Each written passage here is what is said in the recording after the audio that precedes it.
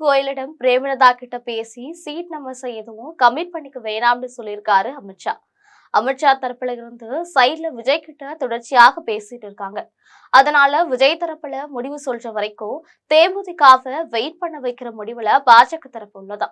அமித்ஷா தரப்புல விஜய் இடத்தில் நீங்கள் கூட்டணிக்கு உள்ளே வாங்க, இப்ப வரைக்கும் எங்க கூட்டணியில சிஎம் கேண்டிடேட்னு நாங்க யாரையும் அறிவிக்கல, நீங்களும் கூட்டணிக்கு உள்ளே வந்து எல்லோரும் சேர்ந்து தேர்தலை சந்திப்போம், எலெக்ஷன் முடிஞ்சதுக்கு அப்புறமா சிஎம் டெபுட்டி சிஎம் மற்ற விஷயங்களை பேசி முடிவெடுப்போம்னு கூறப்பட்டுள்ளதா. மேலும் நீங்க கேட்கிற சீட்டையும் தரைக்கிறோம், தேர்தல் செலவு மற்ற விஷயங்களையும் நாங்களே பார்த்துக்கிறோம், நீங்க சொல்றவங்களுக்கு மற்ற மாநிலங்கள இருந்து கூட ராஜ்யசபா எம்பி பதவியும் தரணும்னு பாஜக தரப்புல பேசியிருக்காங்க. இதுக்கு விஜய் கிட்ட இருந்து இறுதி முடிவு வர வெயிட் பண்ணிட்டு இருக்காங்க.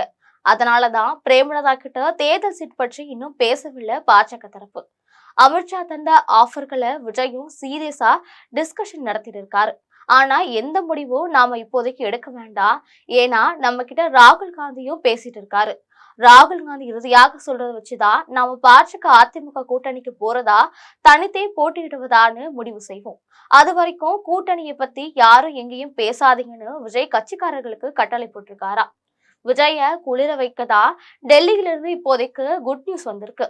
விஜய்க்கு ரொம்பவே பிடிச்ச அவர் கேட்ட விசில் சின்னத்தை எலெக்ஷன் கமிஷன் ஒதுக்கி கொடுத்திருக்காங்க. விஜய் என்ன வேணும்னாலும் டெல்லி செஞ்சு தரும்னு சொல்ற சிக்னல் தாயா இதுன்னு அரசியல் நிபுணர்கள் கருதுகின்றனர். அதே வேளைகள் திமுக காங்கிரஸ் கூட்டணி பற்றிய தகவலும் வெளியாகியுள்ளது. சோனியா காந்திக்கு திமுக கூட்டணியில இருக்கதா ஆசையா, அதனால காங்கிரஸ் நம்ம விட்டு போகாது, இப்படி பேசுற எல்லாமே சீட்டை அதிகமா வாங்கதான், நாமும் பேச்சுவார்த்தையை குழி அமைச்சு பேசினாவே எல்லாமும் சரியாகிடும்னு திமுக தரப்பு நம்புகிறது. சில நாட்களுக்கு முன்பு டெல்லிக்கு போன சபரிசன் ராகுல் மல்லிகார்ஜுன கார்கேவை சந்தித்து பேசியிருக்காரு. அதிகபட்சமா 30 சீட்டு வரைக்கும் கூட நாங்க ரெடி தான், ஆனா அமைச்சரவையில மட்டும் பங்கு இல்லைன்னு உறுதியா சொல்லிட்டாராம்.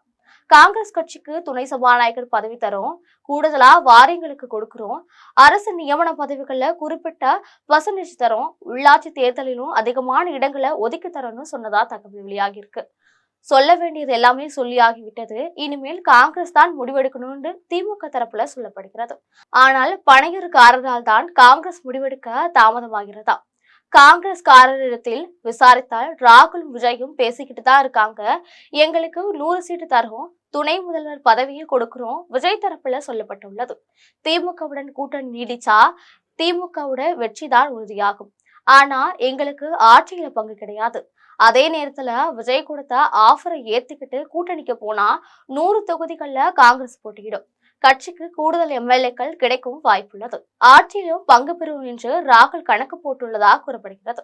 மேலும் விஜய் மீது ராகுல் காந்திக்கு ஒரு பரிதாபமும் ஏற்பட்டுள்ளது. கரூர் சம்பவத்துல திமுக அரசும் ஜனநாயக பட விவகாரத்துல மத்திய பாஜக அரசும் விஜய பழிவாங்குறாங்கன்னு அனுதாமும் ராகுல் நினைக்கிறாராம். இதனால விஜயோட செல்வாக்கு நாளுக்கு நாள் அதிகமாகுதுன்னா சர்வே ரிப்போர்ட் போயிருக்கு. இதுவும் காங்கிரஸ்க்கு நல்லதுதானே அப்படின்னு ராகுல் நினைக்கிறாராம்.